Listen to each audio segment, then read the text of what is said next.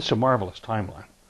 In fact, it goes on and on and on. It purports to be a timeline from the beginning of creation all the way to the crucifixion of Jesus. It has the center dominated by the time frame of the development of the kingdom of Israel and the people of God, and on both sides, upper and lower, other world events. For example, the founding of Rome, the creation of the fourth wonder of the world. At its center, we see the dissolution of the kingdom founded by David and Solomon. You see, the problem was that Solomon had two sons, and one, Jeroboam, had been prophesied by the prophet Ahijah to be king. Solomon attempts to kill him because his favored son, Rehoboam, is the one he wants on the throne. And Jeroboam flees to Egypt and bides his time.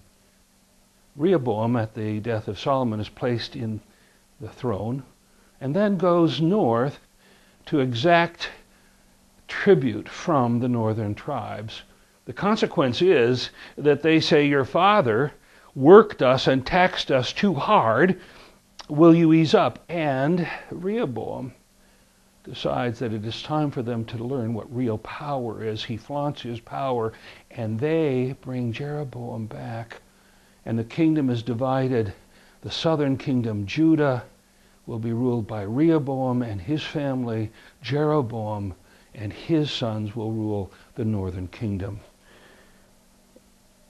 And it just goes from bad to worse. One of the things we find is that as the kings in the northern kingdom turn bad, God will send great prophets. The prophet Amos will come. Amos will call them back to fidelity to God. In the southern kingdom, Rehoboam and his sons will move in a similar fashion. And eventually the justice of God will require first the destruction of the northern kingdom in 721, and then in two successive attacks by Babylon in 597 and 587, the southern kingdom is finally taken into exile. But God will not abandon his people. God will send the prophets, and the justice of God will be articulated in an incredible way. I wonder if you've ever had a time when you wondered if justice could ever really be done in this situation or that. They wondered. God had not deserted God's people. God was sowing the seeds of hope and of justice. And out of those seeds will come the Messiah, Jesus.